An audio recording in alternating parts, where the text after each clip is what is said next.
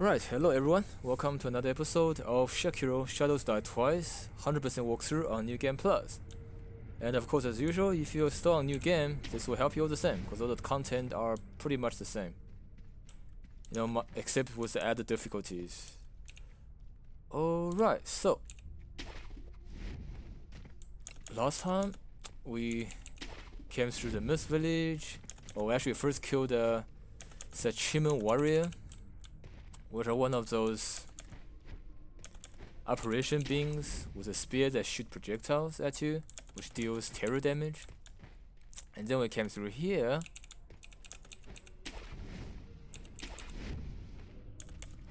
And we took out the Mist Noble, who is creating an illusion of the temple and all the mist in the over here, plus summoning all the ghastly samurais that we had to take care of. Well, we didn't kill them because we can just skip through it, but if you come here your first time without a walkthrough, you probably spend a lot of time fighting them, only to discover they keep coming back to life. And after that, we're gonna come here. Oh yes, and also we fought Tokujuro the Glutton, which is like a reskin of Sujo the Drunkard. After that, we're gonna quickly rest, get our charges back, and then we're gonna go ahead to take on our first Headless Samurai. Another type of apparition enemy, which again was brilliantly designed to look exactly like how Japanese folk, demon slash ghost would look like. It's actually quite a difficult thing to translate, but in Japanese they were called Omni. And Omni, the direct translation of Omni's character is ghost. However, the actual Omni that you see in Japanese folk story as well as in this game are not like the same type of ghost Western people are used to, right? If you talk about ghosts, we think of Casper the Friendly Ghost, Vengeful Spirit. It's pretty much like transparent, semi-transparent being, that resembles a floating kind of thing. However, in Japanese culture, Omni refers to more like a demon-like creature. It actually, it can phase through object at times, but it also has a physical body and it can do physical harm, right? It doesn't just haunt people or scare people to this. It actually has weapons and it can attack. That way, there's no easy translation for it, so just gonna call it apparition. I guess that's probably a good translation. Okay, as you can see, it's right here, right? It's a creepy-looking, headless, semi-naked dude with a long-ass katana. And there are a lot of these stories in Japanese folklore about, samurais or warrior who got beheaded or wrongfully beheaded, and then they're so vengeful that they refuse to let go, and therefore they cannot enter reincarnation, and therefore they remain in the human world and haunting and murdering people through that crosses their paths. Alright, so this should not be the first headless apparition we meet. The first one is right at the beginning of Ashina Outskirt. However, when you first play through the game and get to Ashina Outskirt, you are probably not well equipped enough to deal with them. Especially, you wouldn't have enough to find divine confetti and pacifying agent, which is why we didn't do it back when we first came across the first headless apparition. And now that since our story is taking us right past the second one, I thought it's a good time to start doing these mini bosses. Because as usual, they have 2 lives, and you probably can't sneak attack them. You have to fight them head on. And again, you need to set up to have healing gourd as usual, echo sugar to make your damage burn more, so the fire burn faster. Also easier to base him out of the kind of moves that the AoE mist he has, which slows you down, right? Very similar to I think what is called the pacifying walk of peace in Dark Souls series, where it's an aura, it's a condition that when cast upon you get so much overloaded or item, your weight of the item gets so heavy you can't do quick rolls or normal roll. You are fat rolling and you can't run. So in this game, it also just slows your movement down. He has an aura that slows your movement down. So you got to attack that to dispel it. Alright, then you need either pacifying agent or the molten purple gourd, and of course the one confetti. So the monsters, the mini boss here is reasonably simple. He has a few normal attacks, which looks a little weird at first because he actually swings his blade in a very weird fashion before hitting you. So if you deflect as soon as he swings his blade, you're gonna waste attacking time. It'll take a while to get used to, and his attack pattern, of course, doesn't represent a regular samurai or warrior because he's an apparition. So he has more wildly, exaggerated, almost kabuki-like swing, which goes really well with the effect on him, right? The glowing purple mist on the sword, the creepy flowing hair on the headless neck. It kind of goes well together. It very much captured how a headless apparition, headless omni should look and feel like, right? From Japanese folk stories. Anyway, and then he has a teleport attack where he'll disappear from front of you and then appear behind you, during which he will do a grab attack. If the grab attack gets you, it's probably a one-shot kill, so don't let him grab you. However, you can just simply turn around and start attacking him. If you do enough attack, it'll kick him out of the grab state, unlike most other bosses where you cannot cancel them from grabbing you. Anyway, let's start with damage buff, pacifying agent, the one confetti, and then we jump right at it.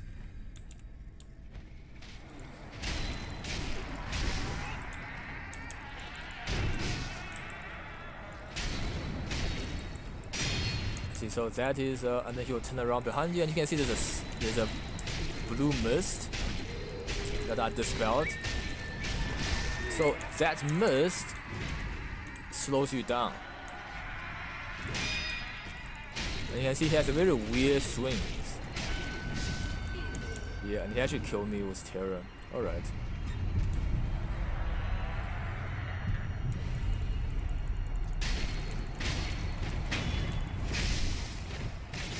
Okay, reapply confetti. Whoa. Reapply terror. We come behind. Knock him out of it. Heal. Okay, the mist is gone.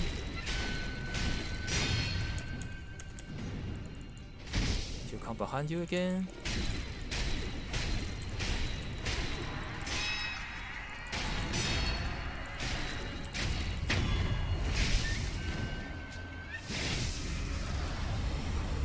Alright, and he gives you easy or not so easy prayer beads. Actually, no, this one doesn't give you prayer beads, sorry. It actually gives you one of the 5 possible items. Right, get this loot. Let's just quickly talk about that. Right, so as you can see, I have Ankle Spirit 4. And if you read the item, it says Fallen Headless Spirit of Ankle that increases vitality and posture damage for a time, consumes spirit emblem to use repeatedly. Headless are the ruined form of corrupted hero who once fought for their country. Seize the power of an inhuman spirit by laying it to rest, but risk going quite mad unless something is offered in return.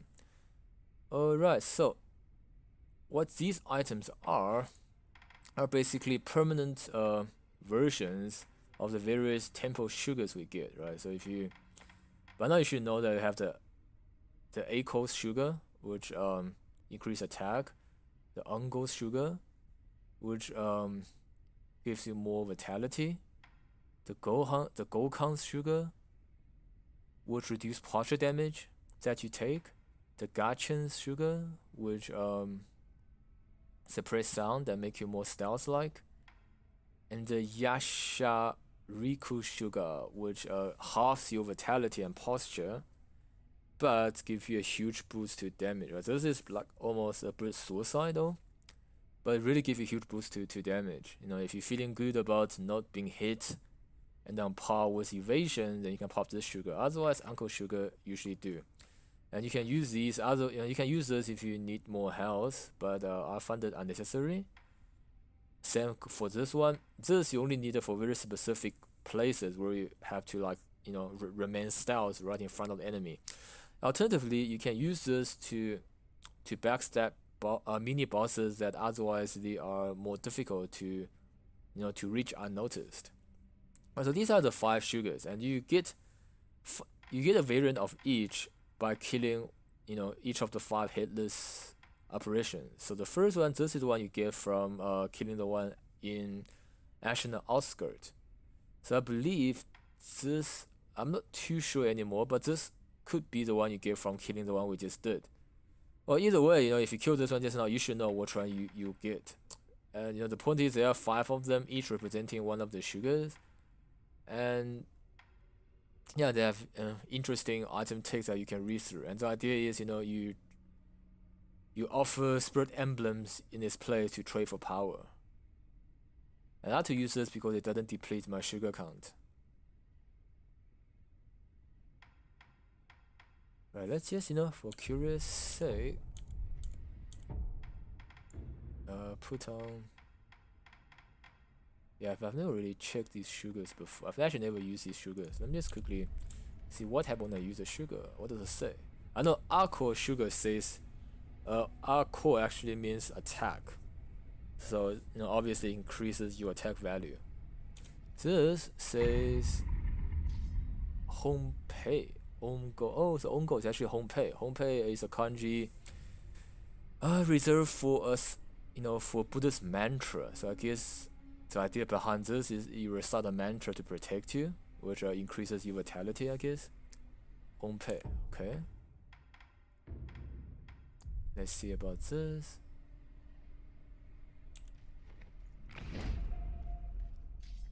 Gangan. Okay, I'm actually not sure what those 2 kanji is supposed to mean. Gang actually means steel, or really strong. So maybe that's the idea behind the kanji character, because it does give you posture, give more posture strings. Gaijin. Alright, so this one means hidden by the moon, right? Yue Yin, Ganchen. So the first character is the moon, second character is hidden. It's like a common term associated with shinobis, I guess. So to remain hidden under moonlight, that kind of idea. And the last one, I can see my health goes half. Yasha. I just quickly do another one. Alright, so this kanji actually means, so the first 2 kanji, Yasha, refers to a type of demon in Buddhist text. Yasha, right, is different to Omni. Hard to explain exactly what they are, but they are a type of demon that in the original Buddhist text, that is a kind of demon that controls wealth, right? They controls like gold and stuff that found underground. So they will collect those and be guardians to that.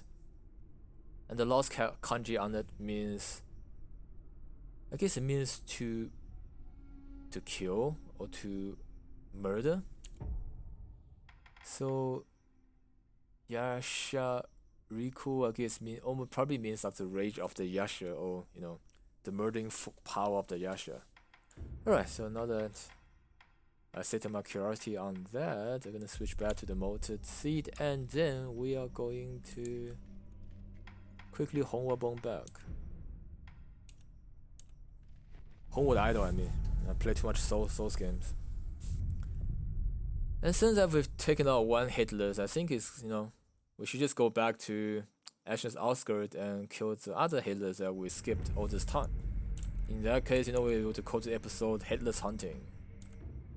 So to do that, you go to, let me see, yeah, Stairway on Ashina's Outskirts.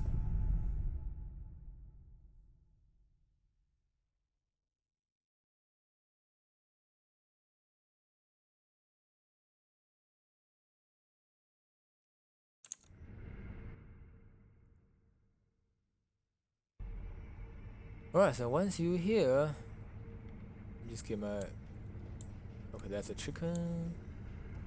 Alright, so you actually have to do some walking. Or you have to do some snooping around. Let's ignore these mobs, they're not important. Grapple up here. Grapple up here.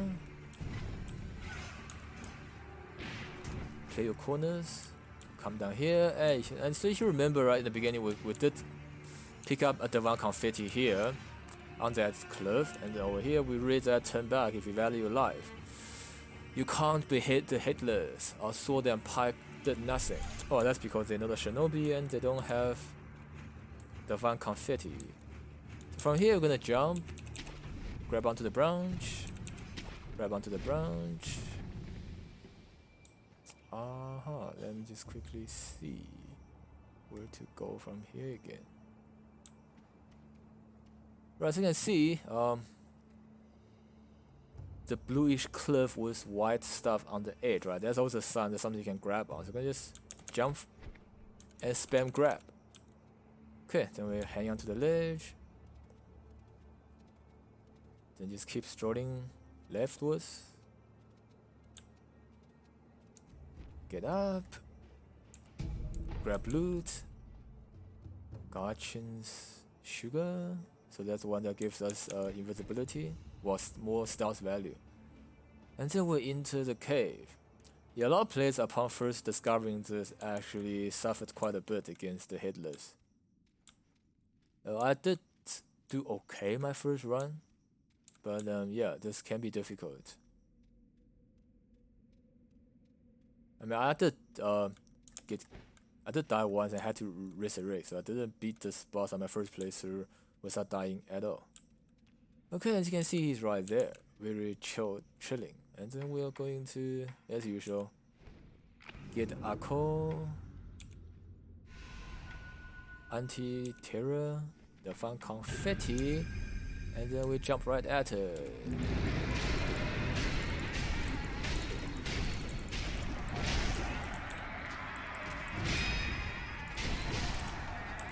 Right, so he's got a very weird attack pattern.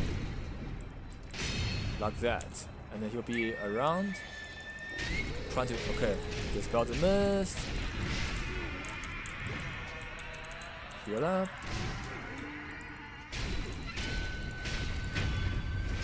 and then quickly heal up that, reapply the fun confetti.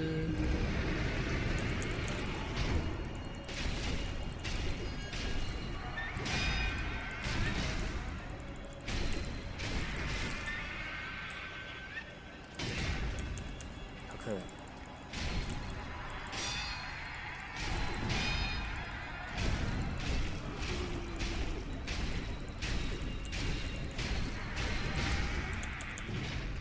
Yeah, I need to. Oh, I need to get my terror down.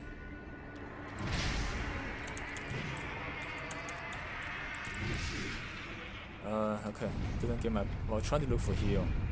Noob of me. Okay, then he grabbed me. No. Yeah, that's what happened when you get grabbed. Okay, I actually, shouldn't have died there. It's a noob mistake. Yeah, so if you do get killed and he's on the process of teleporting behind you to grab you, he will do it regardless, whether you're alive or dead, which is why, in that case, you should just wait a bit before you resurrect. Otherwise, that happens. And yeah, I gotta say, the terror build-up in New Game Plus is a lot more than my first playthrough. So you really have to deflect those attacks. Even blocking them gives you a huge amount of terror build-up. But what's that say? He's actually not a hard boss. I was just not on par with my game just now. But at least you guys get to see what the grab attack look like. That's quite scary. So he teleports behind you and he rips something out. Can't really tell what it is that he rips out. But it's probably something nasty. Not pleasant at all. And this is also why you sort of need to do the boss separate later, so you can actually have enough divine confetti. Otherwise you might waste your divine confetti and not even get the mini boss down. Alright. As usual, apply the buffs.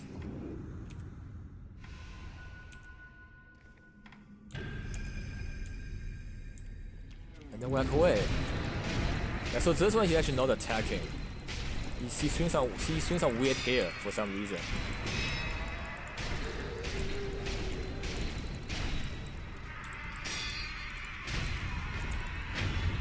Alright, so this is what happens when when you deflect, it's on par.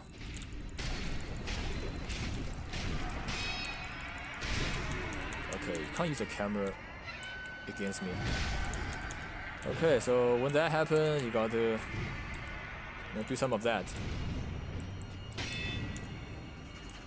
Behind. Whoa, he grabbed. Yeah, I was too. Yeah, with the smoke, sometimes it's hard to turn around.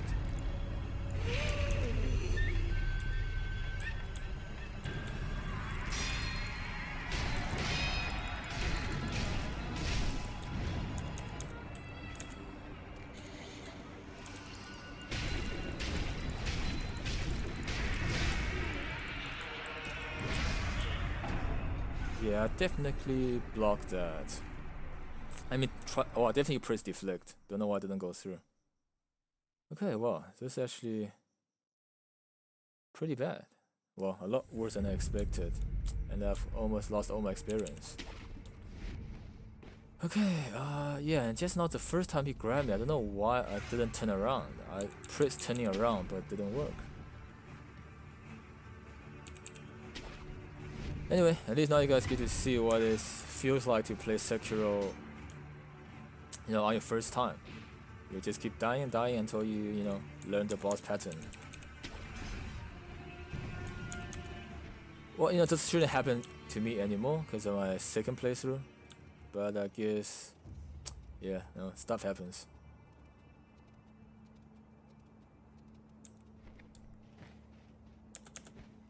And yeah, it's a terrible build up. Damn, it's really a lot. And I'm doing so well at the first stage, Took no damage. Yeah, there's something weird with my camera. What the hell?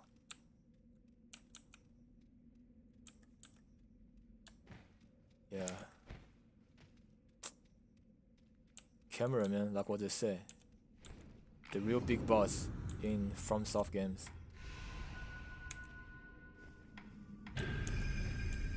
Okay, let's get to work. Yeah, so this is not an attack. Don't worry about it.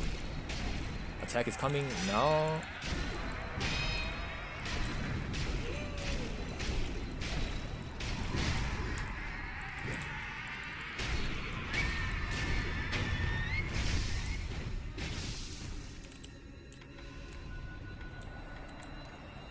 Behind.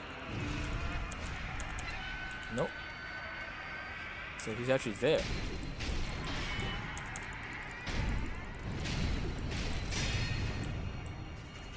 Behind.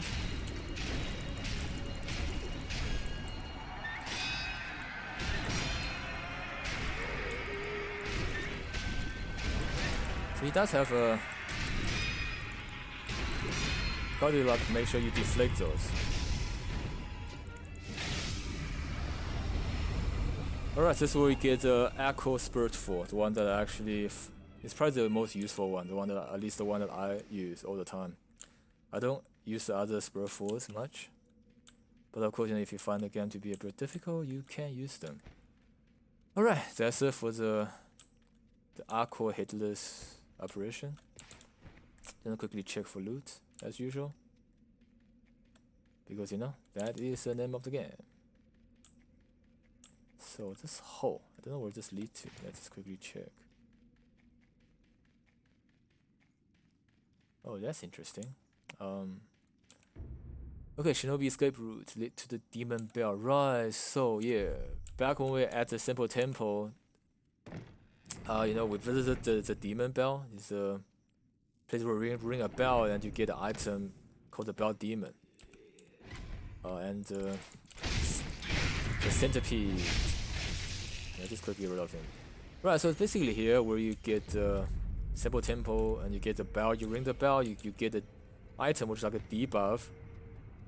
Or more like a buff to all the enemies around you, so they do more damage, but you get better item drop. And over here you have the Shinobi Trapdoor, which for some reason leads to this cave. Yeah, it's very weird. Makes no sense. But doesn't matter.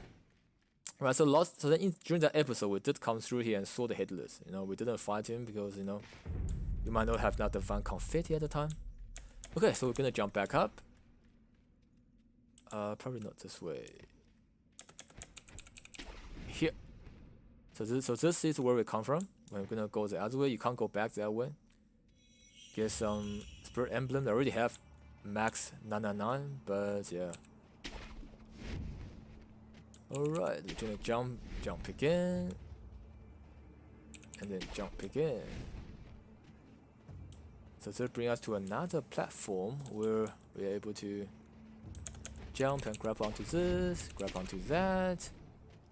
But this takes us to another location, well, another part of the Ashina Outskirts cost building that we otherwise can't access. Remember? You probably don't remember, but when we went through this, we did talk about this a hidden room and the door that is that doesn't open from that side.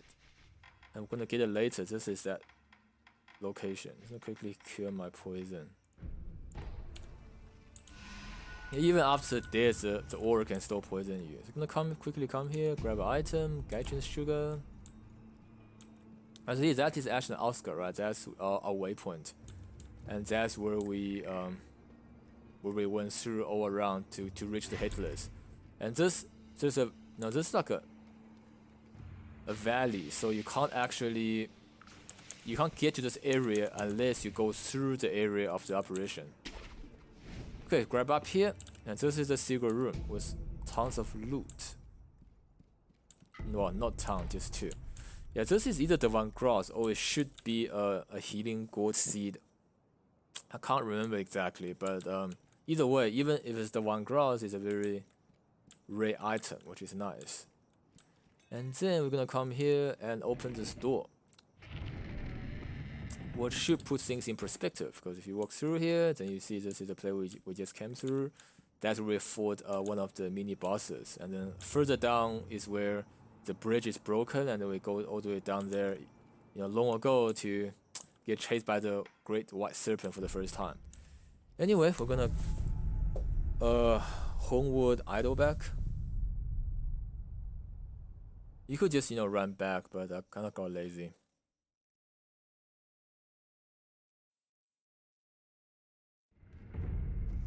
And then I guess we're gonna move on. Well, carry on where we left off, which is Ashina Depths Hidden Forest. Well, not so hidden now that we killed the Mist Noble and all the Mist are gone.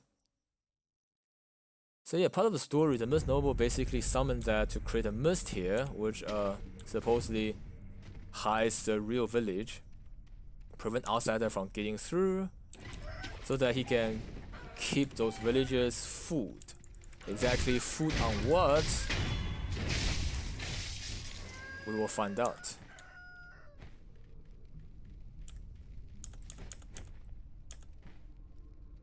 Oops. Yeah, that is not how I went. Oh, actually there are items here. That's a good thing we found. Yeah, we didn't explore these places after we dispelled the mist. Nipple walls, pellet.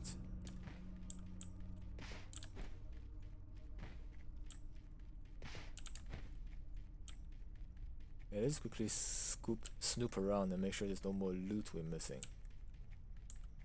It really sucks if we miss loot.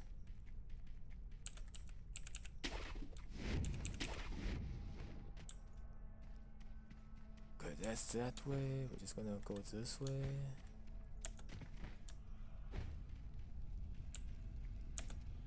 Jump on the wood. On this branch. And there we go. Yeah, so there's that broken down temple where we killed the Mist Noble. Yeah, so we scale wall there, but you can also just yeah, jump like that. Oh, these shinobis are bad. Seriously?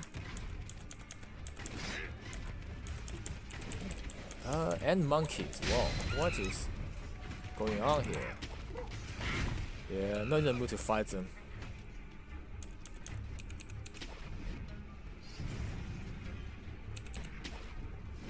I mean, you can if you want. Yeah, they're good for experience gaining if you need to learn some skills or something.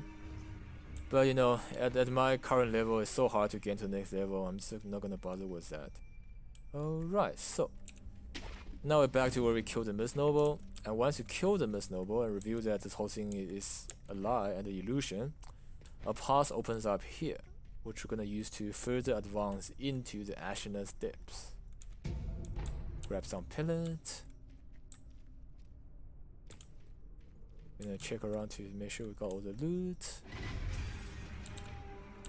And then more mist enemies. Seriously, these guys are like everywhere. Okay, so just I guess we have to just, you know, jump and tackle them.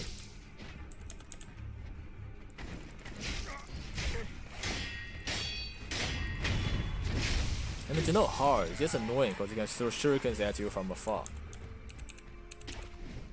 And the misses was my, you know, plan to look for loot. Okay, but I guess there's no loot that I missed. And there's no explanation why there are these ghostly shinobis who looks like Nightjar. Well, I guess maybe the Nightjar shinobis sent out on mission in the Ashina's depths and then they died here and become apparition. I guess that probably makes sense. I mean, this is Ashina depths after all, so it's only natural that, you know, you find dead shinobis from Ashina Castle. Alright, and here is our next Sculptor's Idol.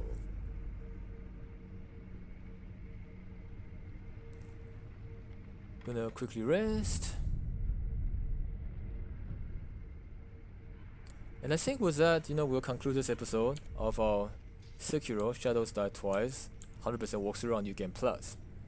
And so this episode we pretty much knocked out 2 Headless Apparition mini bosses and acquired 2 different pitfalls, which are you know, infinite uses of various temple sugars that cause spirit emblem instead of sugars, or instead of actually consuming those sugars, which the anchor one is pretty useful.